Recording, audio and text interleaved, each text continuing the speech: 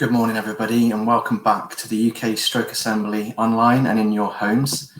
My name is Tony Banks, Head of Conference and Events at the Stroke Association.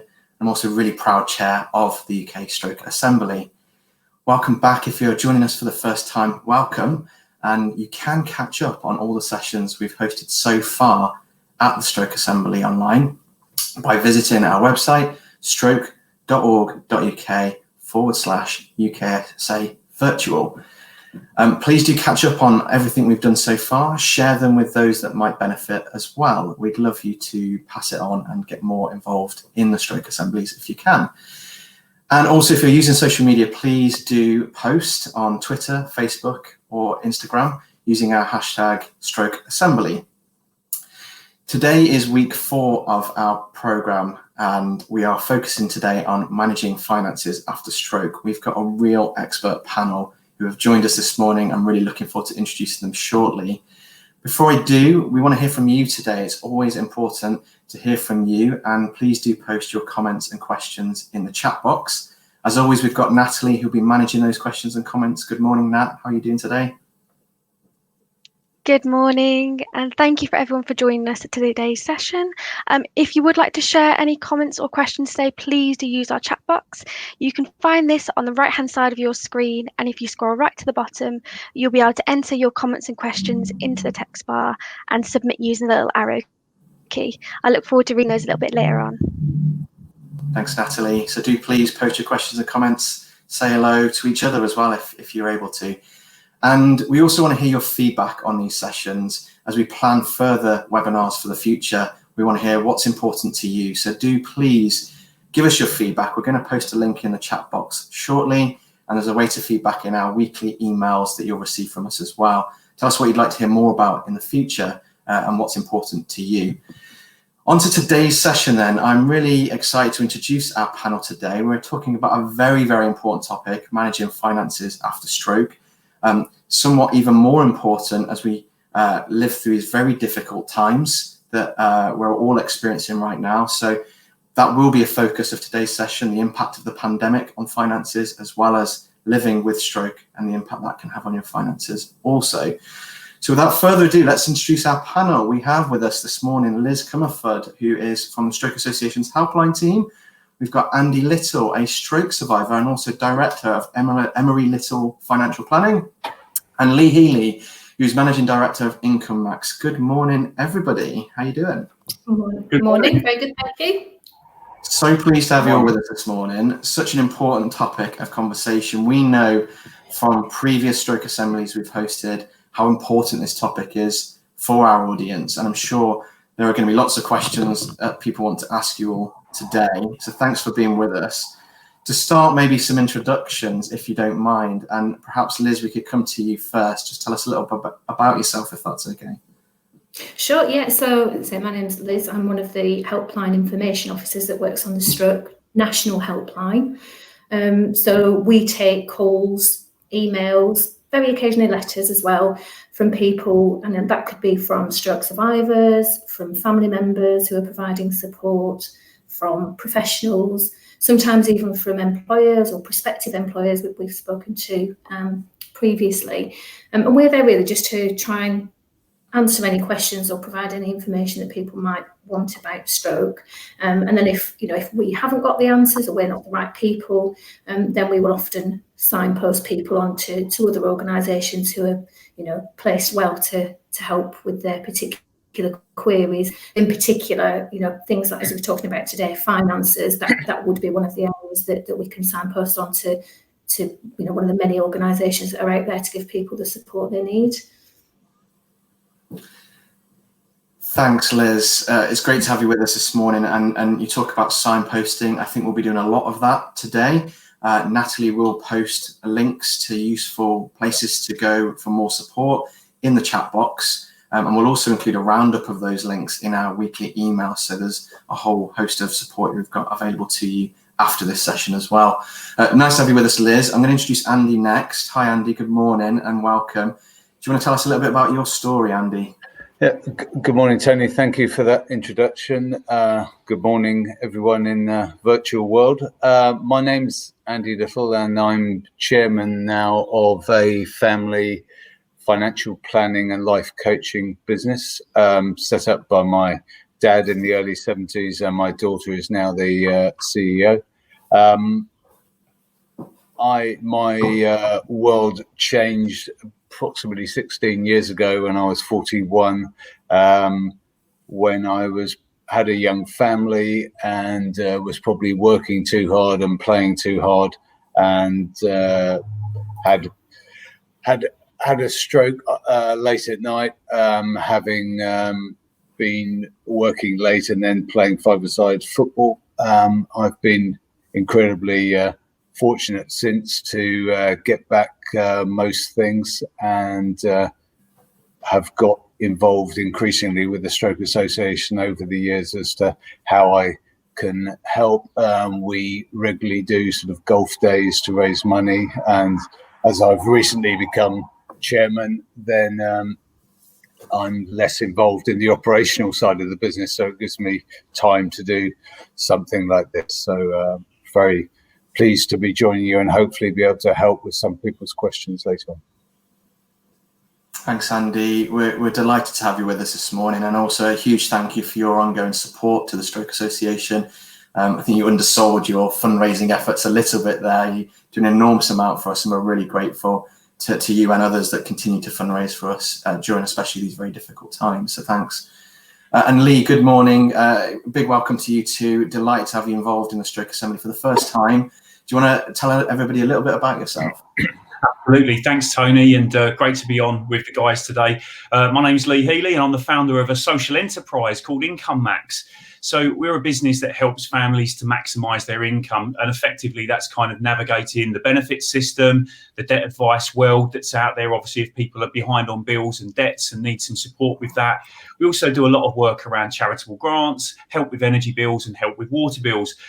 I've been doing this kind of stuff for 25 years, so it's been a bit of a journey for me. I'm absolutely thrilled to be part of this today, because disability and disability advice, disability benefits, has been part of my life since I was 19 years old. I'm 44 now, so getting on a bit. And as I said, I've been doing this for quite a while. My background, I worked for DWP when I was a young lad, but I very quickly then joined the charitable advice sector in East London. You can probably tell from my accent, I'm an Essex lad. And I literally found, I visited hundreds and hundreds of families in their homes as a young lad, filling out forms, doing benefit checks for families, doing appeal representation. So, you know, seeing life at the sharp end. And obviously stroke was a part of that. You know, I came across so many people where stroke had affected their lives, their family lives, their income. And obviously, I guess it's stayed with me forever, because the whole point of Income Max is about human support for humans and real people helping real people, which is why I love being involved in events like this, because I'm passionate about the benefits of humans helping humans, and that's what Income Max is all about. But actually there's a whole sector out there, so I'm not just here today representing Income Max. It's very much representing the advice sector, the money advice sector, which is a pretty big sector of many sort of people that care deeply about making sure people get the financial support that they need. So thanks for having me today. Well, Lee, we're really pleased to have you with us. Thank you. And I know that our audience can have tons of questions for you all this morning. Just before we get started, I just wanted to put a short disclaimer on screen, which we wanted to let everybody know about this morning, that just to say that today's about signposting. It's about giving you guidance and support and pointing you to places where you might be able to get that support. We hope that nobody today will take any of the advice or recommendations that we give as personal to your own circumstances, and you would seek clarification as to your own personal circumstances through your own means and through financial advisors if needs be. So today is very much, as I say, about signposting to the support that's out there, and we'll be posting links to that support throughout the webinar. And obviously, please do post your questions to our expert panel. Now we can see some coming in already, so we'll get to those shortly. Before we do, let's start with a few questions for myself, if that's okay. And Liz, I'd really like to come to you first. Your role on the helpline at the Stroke Association, vital in providing support to people who are coming to you with a whole variety of inquiries, as you mentioned in your introduction. Can you perhaps start by telling us a little bit about the impact stroke can have on people's finances, if that's possible, please? Yeah, of course. I mean, obviously, it can have an enormous impact because you might have a situation where people aren't able to work. Everybody's work situation is different, so that will depend on whether or not they're still being paid whilst they're off work. And along with that, people have still got the pressures of having to try and find the money to pay the rent, the mortgage, pay the bills, as well as perhaps needing to buy extra equipment or, make adaptations to their home, things like that. So yeah, the impact is huge, and obviously can have a great emotional toll on people as well. And we are there to provide that emotional support for people as well as that practical information. Thanks, Liz. And perhaps maybe just as a follow-on question to that, would you mind explaining a little bit about the variety of questions we get specifically about finances or debt, or sort of people managing their finances after stroke? Sure. Yeah, so a really common one, as you might imagine, is I've always worked, I've never claimed benefits before, I don't understand the system. First of all, am I entitled to claim any benefits?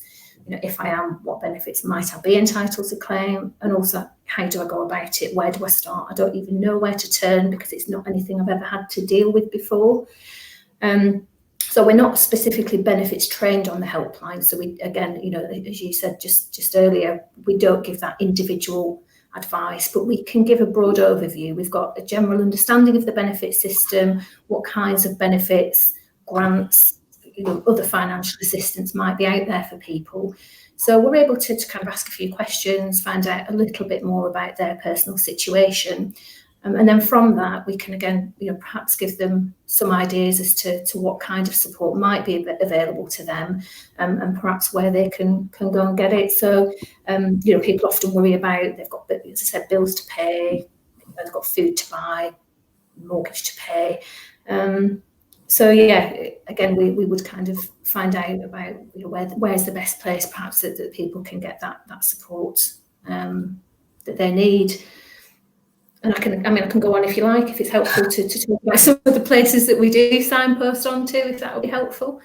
Well, maybe we'll come on to that actually, Liz. I think it's really, it's important to set the scene, I think, today to show the variety of inquiries that we get just to the helpline alone. And we know there'll be other places people go for perhaps accessing that support themselves. So I think a question, a plea to our audience watching today, if you've got any tips yourself or any places that you are accessing support, please post them in the chat box, and we'll perhaps get to some of those towards the end of the session as well.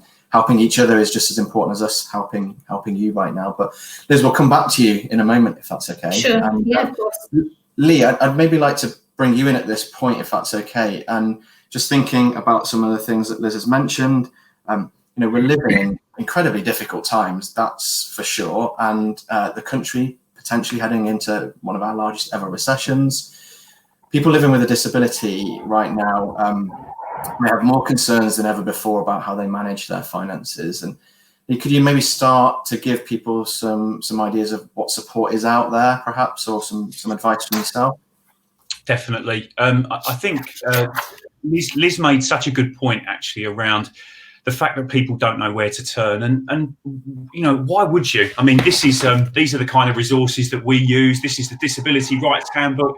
I'm sure Liz has seen this before, but I mean, the kind of financial support that's out there is all governed by rules, right? Now, who in their right mind is going to know all of this stuff? There's an even more in-depth version. This one acts as you can, like, kind of, if ever you're mugged or something, you can whack people with it. But it just gives you a bit of an idea of how complex this system is. It's crazy, And of course, if your life's been turned upside down by a stroke or by disability or any change of circumstance, if it has an effect on your finances, it's absolutely okay not to know where to turn. But the most important thing then is to go and find some people that can. And obviously, it's amazing. Stroke Association have got a helpline, but there are lots of other organisations out there that can help and support and hopefully point you in the right direction from your citizens' advice. Perhaps there's a local welfare or disability charity. There are national organisations. There are websites like Turn to Us. And social enterprises like Income Max. I mean, this is why we were, this is why we were set up. We were set up because I've always felt that people needed more than just kind of basic advice. Sometimes you've got to have your hand held right the way through this process. So if we take something like a personal independence claim, you might have to go through an assessment, which includes a point scoring system. You need some help and support and advice on that, So it's really, really vital, I think, that people are reach out if they're struggling, and don't beat yourself up that you might be finding this a bit stressful, because it absolutely is. Because it's there's a ton of rules, and so much money goes missing every year. And obviously, if you are affected, you need to try and piece together your financial situation, of which everybody's could be different. Some people live alone, some people live with a partner, and their income will start to count on certain benefits. If it's means testing you've got to go through with things like universal credit or pension credit, there can be lots of rules around that stuff as well. If you're experiencing debt and things are really, really getting a struggle, the debt advice process itself can be quite a struggle as well, because it's very, it goes into a deep dive in your personal circumstances, your income and expenditure, and all of this stuff can cause real extreme stress and worry. So getting support with that can be absolutely vital and can make a big difference between missing out or getting everything that you're eligible for.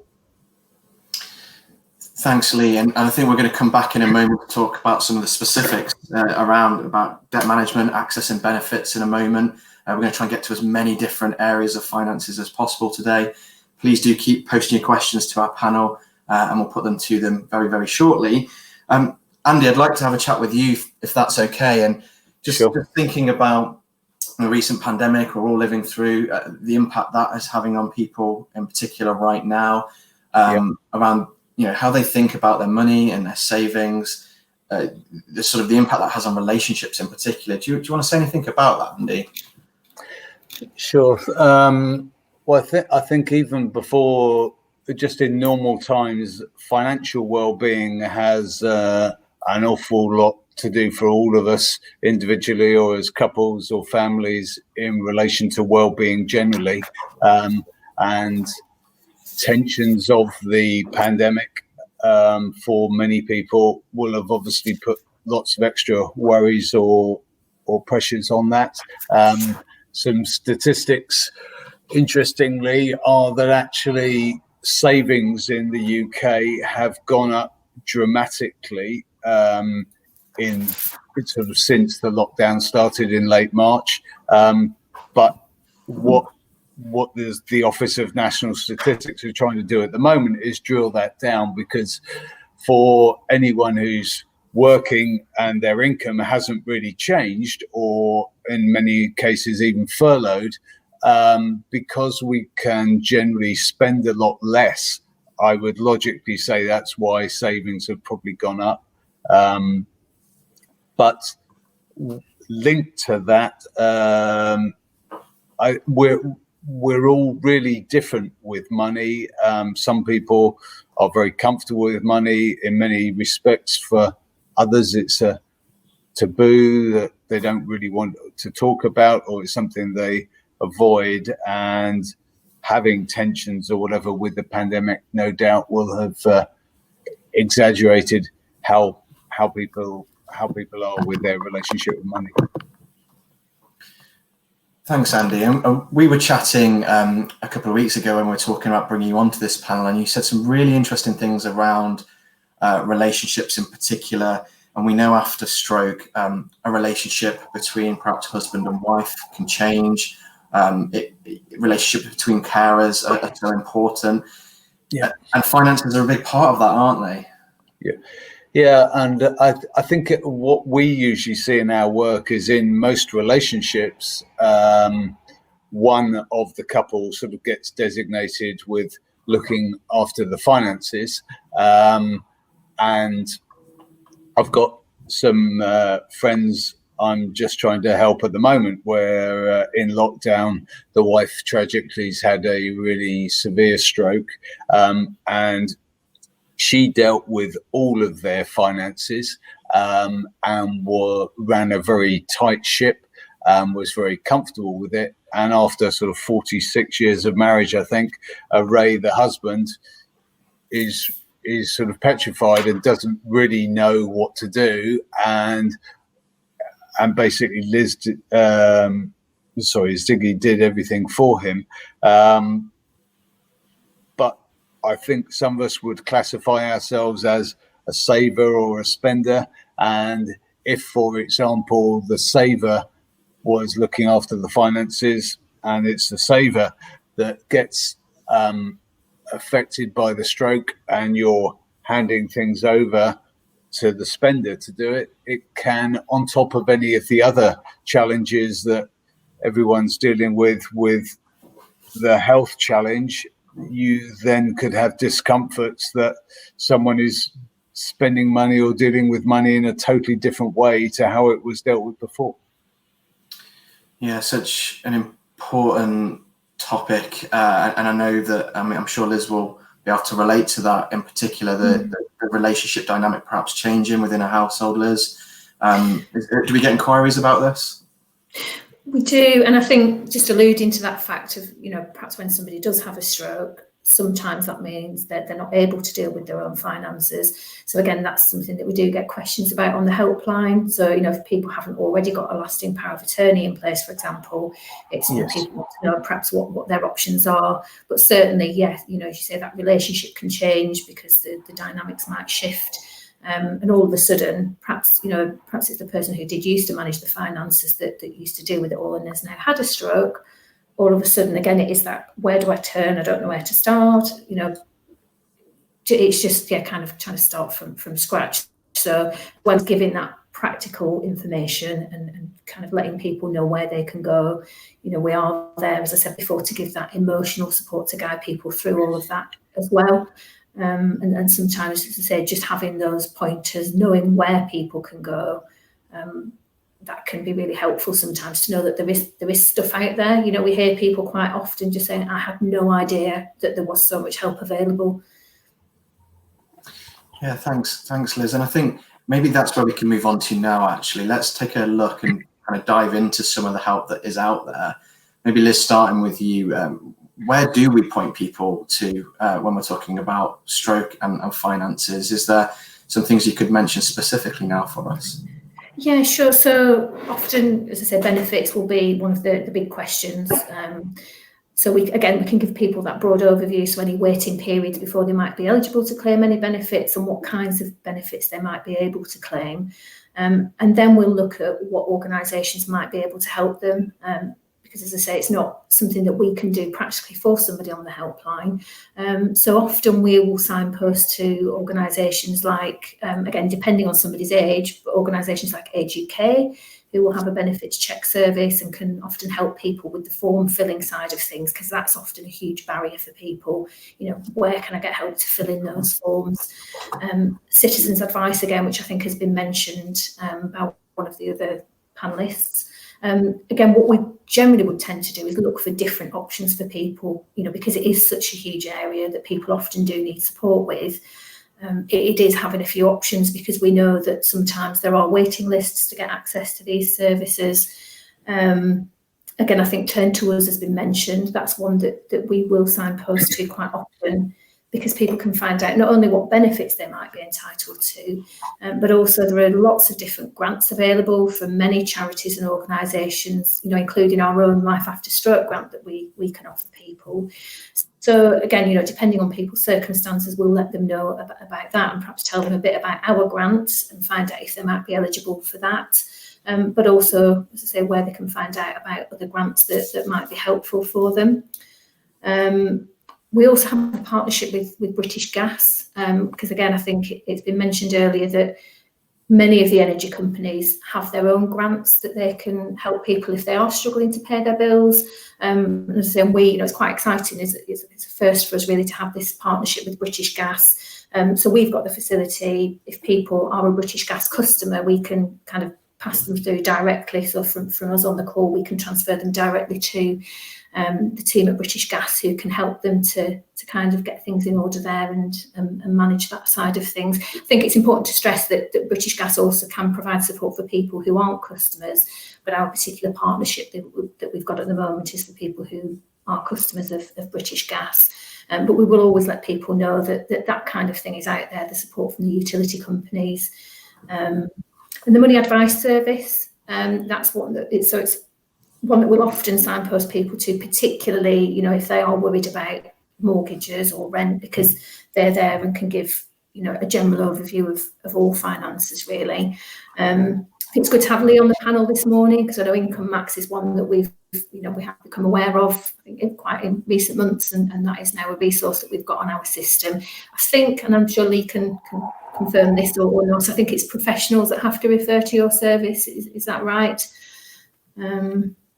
Let's bring Lee in at that point if we can. Yeah. So we're I'll tell you what happened. It's an interesting thing to sort of I think get into, because Liz has done a fantastic job there of kind of explaining the kind of the depth of welfare and money advice that's out there for families, especially around benefits. So, like you say, from citizens advice, to turn to us, to local welfare advice charities, etc., etc.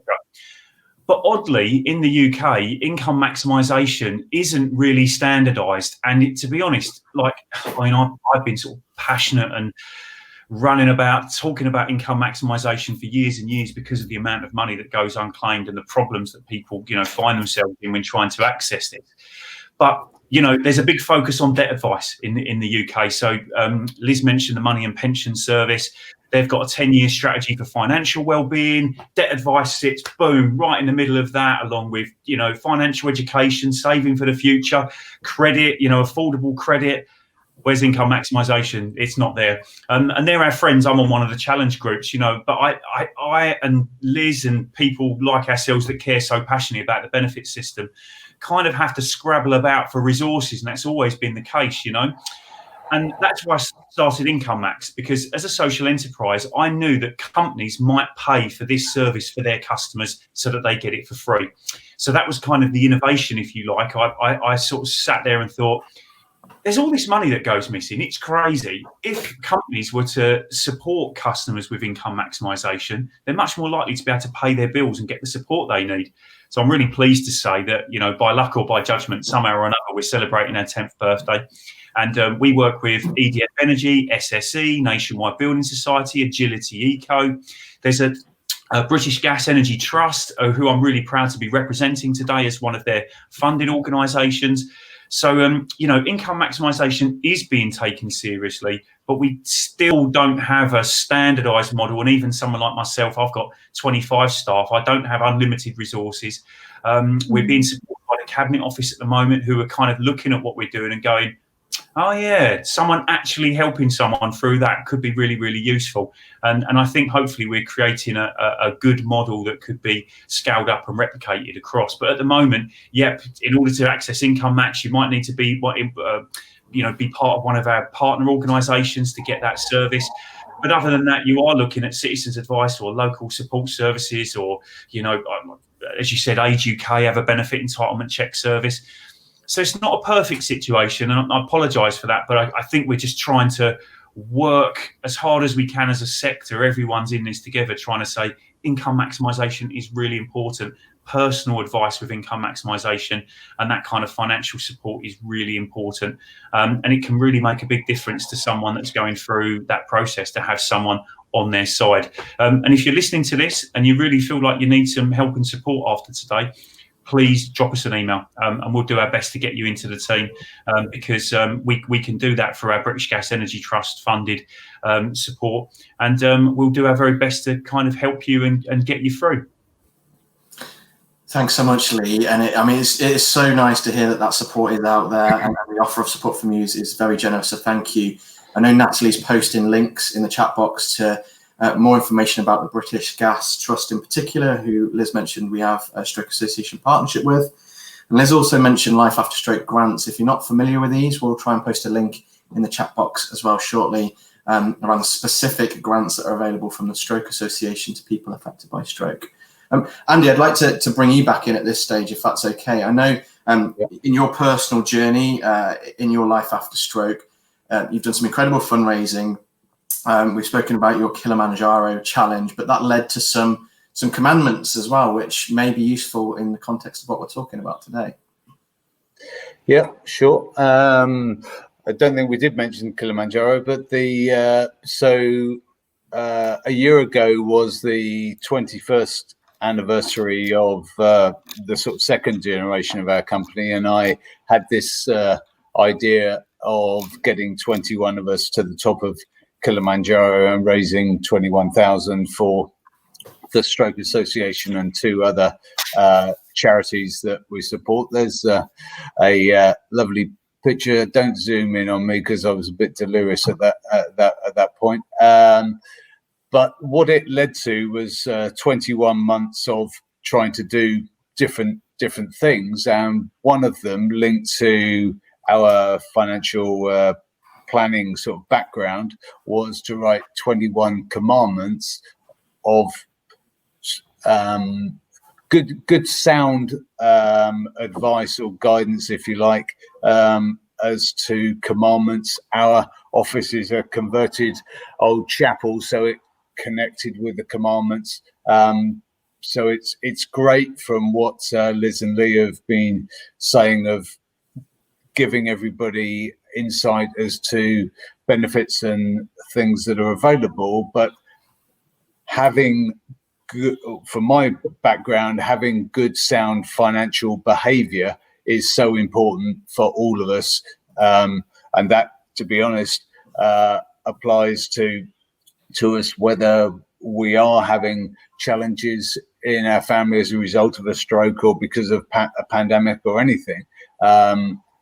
And I think that Tony's going to attach this to when an email is sent out at the end so that everyone can see, because I think the print of trying to put them up on the screen are very small numbers. But one of them, for example, is to treat your savings the same as any other bill.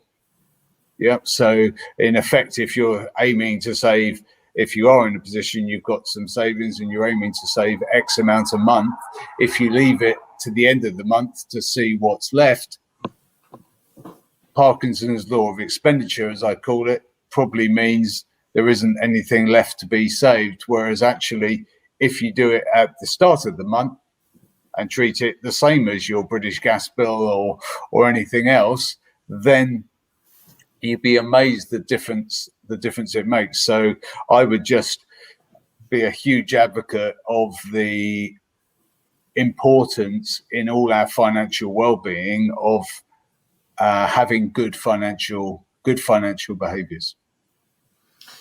Thanks, Andy. And we are lucky to have your 21 commandments available for everybody who's listening today and watching. We will include that in our weekly email roundup to you all, so you get to see the full 21 commandments. Thanks for sharing one of those with us now, Andy, and I think incredibly important advice for people, and I'm sure people will be able to relate to that too. We've been keeping an eye on the chat box. There's tons of conversations going on this morning, which is great to see. Lots of people talking to each other. We haven't got any specific questions yet, so please do let us know if you have any questions whilst we have this expert panel with us. I, however, have tons of questions, so I'm going to keep going whilst we have a few more minutes.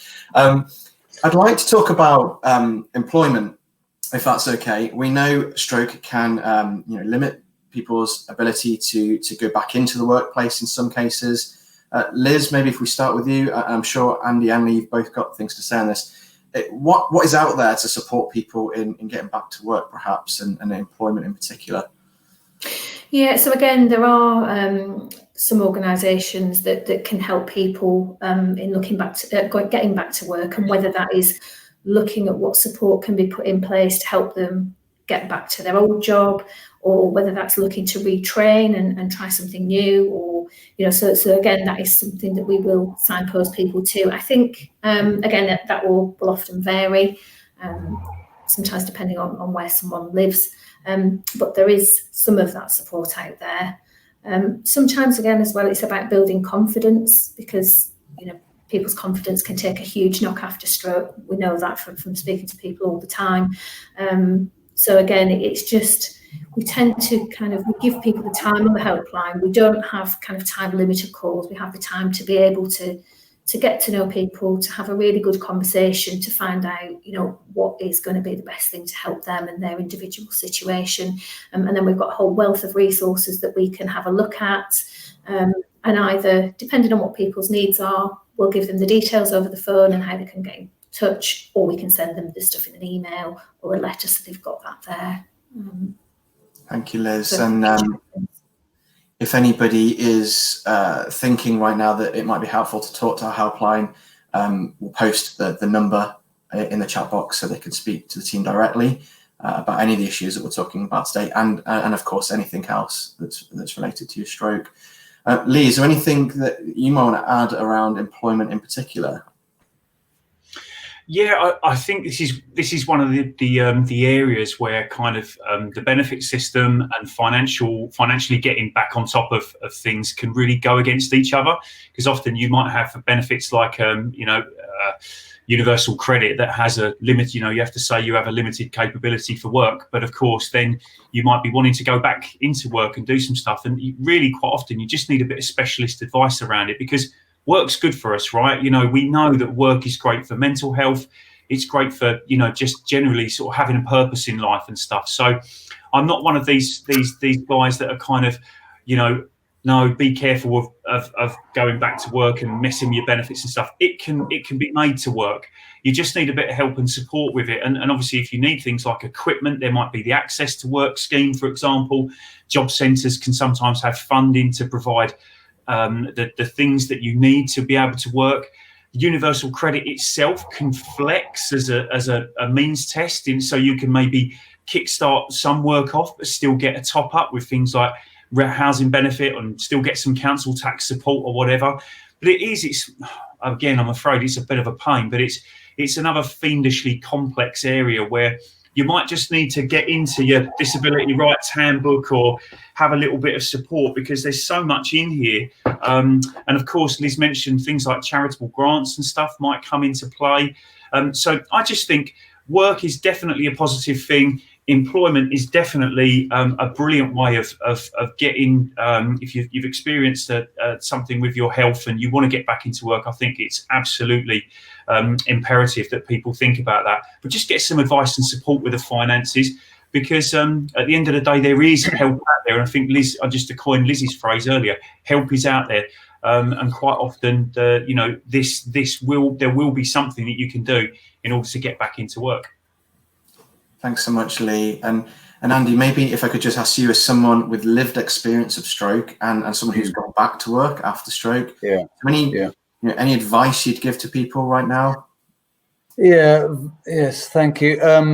I think Liz's comment about confidence is a really big one, because I think that, or I know personally, my confidence was not hugely, and we are all different. Obviously, all strokes are different, and we're all different as people. And I'm not obviously an expert on this, but neurologically, we potentially change as people and how we react and things. So I know one thing on my confidence when I was sort of learning to walk again and drive and everything was I was being told you don't need a speech therapist. But to me, I was sounding as though I was slurring a bit, as though I'd had a couple of drinks. And, I was fortunate that we could afford to, because I wasn't being given anything from benefits, but I did get a speech therapist in for a few sessions, which helped me personally with my confidence when I'm having lots of interactions with other people. And I would imagine I'm sort of at a crossroads in my personal sort of purpose of trying to see where I can help. But you, Tony, I would imagine there are other people like me around the country who have had experiences who would be very happy to have chats with people to actually just give some reassurance, because again, a lot of the things I was told at the beginning, which were all very, very helpful, but my own experience has been hugely different. I remember being told in the first sort of 10 days, actually, you won't get anything back after 3 months. Now, I still do exercises now 16 years later and try and learn stuff that I can still. So I think I was lucky that it was my own company that I could come back to as a job. I would hope from the pandemic, things like virtual working might make things easier for some opportunities and things where mobility and things are more of a challenge. But confidence, I think, is a big thing, and having people to talk to that are perhaps beyond just the benefit side, people that perhaps people just naturally feel someone might understand. Thanks, Andy. I mean, that in confidence factor, such an important message from you, I think, and I know a lot of people will relate to that who are listening today. And yeah, it'd be really fascinating to see where the virtual world that we're all living in, the impact that might have in a good way, hopefully, on people affected by stroke. We've got about 5 minutes to go. I'm just going to bring Natalie back on. I know there aren't any specific questions that we've had for our panel, but some nice comments this morning, Natalie. Yeah, thank you to everyone who has shared their comments today. There's been lots of talk in the chat box. Some around, we've just been speaking about going back to work and people's different experiences of that. I have a comment from Sonia who said that she had to work even through after her stroke and her work, there wasn't any help when she went back. So I think there's a slightly different experience that people have when they go back to the workplace, which is coming up at the moment in the chat box. Also, another comment from Gary around Andy, you were talking about your speech. And Andy saying at the moment, it's 9 months since his stroke and his speech is still the same. So lots of talk at the moment around different experiences, which is great. And thank you very much for sharing that with us, Gary. And just one more comment from Andy that I have, who said, it's great to hear the support that is out there that can provide for people at the moment. As an independent, he says, I'm very concerned about the very large number of people who haven't been into hospitals after stroke symptoms. And it's great to hear that they can get help outside of the NHS. So some really nice comments to share there. Thanks, at the moment. Yeah, really good to see the discussion going on in the chat box today and keep talking to each other. Just as we kind of draw things to a close, I have one more final question actually around support that may be out there when we're talking about finances for carers. Liz, I don't know if there's anything you might want to start with. Yeah, again, I mean, carers allowance is a benefit we get asked about a lot. What I would always say to people is one of the really most complex benefits, I think. So again, that's something that we would signpost people to get some specific benefits advice, because yeah, it's quite complicated, but they might get an entitlement to that even if they don't get the payment of it, which again can help them to get other benefits as well. So yeah, I mean, we are there to provide that information for carers as well as stroke survivors. And it may be sometimes that carers have their own health needs or their own circumstances that mean they might be entitled to some of the grants that are available as well. So, you know, we just encourage people to phone us if they've got any questions, any concerns, give us a call on the helpline, drop us an email, and we can have a chat with them. Thanks, Liz. And I know Natalie has shared those details, so please do take a look in the chat box if you want the helpline details. Lee, anything in particular from your perspective to support carers? Yeah, I mean, with carers, there's a lot that can interact with the system itself, you know. So, you know, if you're claiming means tested benefits, you normally have to claim as a couple. So therefore, exactly as Liz said, there can be some complex interactions with that kind of stuff, you know. One of the things I was just going to say really is I guess just around vulnerability as a whole. I think that, you know, caring for someone, having a disability or health issue or a condition that affects you, companies and businesses and government departments have to support you. You know, vulnerability, the world of vulnerability is changing. It's becoming an issue of empowerment. It's about how we can empower access. It's becoming about how we can make sure people get the services and the support they need. And that's both you as someone that's affected by a disability, in this situation, stroke, and your loved ones that are there to help and support you. So whether it's your energy company, your water company, creditors, government departments, your employer, you know, be proud of the things that you're vulnerable to, and make sure people take steps to help and support you. And I think that kind of just comes into that overall well-being thing that Andy's talked about so well today, is that there's coronavirus has shone a light on the fact that we're all potentially vulnerable, but actually people for many forever, right? Life gets in the way. So just know that businesses have to do the best by you. So don't be afraid to reach out and get the support you need, whether you're the person affected by stroke or a carer in your family. Be positive and reach out and get the support you need. If you sometimes have to fight for these things, it's not. I'm not sort of under any illusions. It's easy, but just to kind of, I guess, make you feel positive and empowered today, if at all possible. Thanks again, Lee. And we are at time, unfortunately, but maybe just before we wrap up, and this is a challenge to you as panelists, final top tip, it would have to be very quick, couple of words to our audience on managing finances. I'm going to go to you all very quickly if we can. Liz, do you have anything you'd like to say? I think just tying in really with what Lee just said, pick up the phone and call someone. If you don't know who to call, I'd always say call anyone, because if they're not the right people, then they can often point you in the direction of who the right people are. Thank you. Andy, your final top tip for anyone? Well, obviously I've got 21, but other than that, the one I would just say for everyone is budgeting. I think it's a Dickens phrase, Mr. Micawber, basically having £100 and spending £100 and 1 penny a month is misery. Spending 99p a month is happiness. So budgeting is really important, I would say. Thanks, Andy. And Lee, from you? Small steps. I think that's the thing to remember. Andy made a great thing about behaviours today. Start with small steps. Maybe it's just getting to grips with your monthly budget. It's reaching out and getting some support about that niggly issue that's really been bugging you. But small steps. We don't all wake up one day and become Martin Lewis. We gradually get good money behaviours into our life. So and if you need any help and support, reach out to those that can. Thank you so much. And we are unfortunately at time. I think we could keep talking all morning about this topic. It's so important. But for now, Liz, Andy, Lee, we're really grateful to have had you part of this week's Stroke Assembly.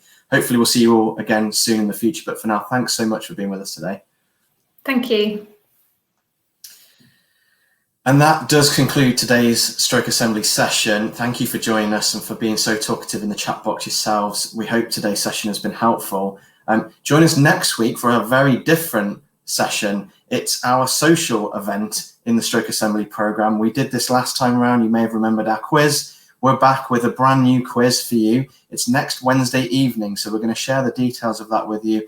And we're joining forces with another event, our UK Stroke Club Conference, which is taking place next week. So this is open to anybody and everyone. We'll send you the details of how you can join that, but please to be part of our social quiz next Wednesday evening, and we'll see you then, hopefully. Take care, everyone. Bye-bye.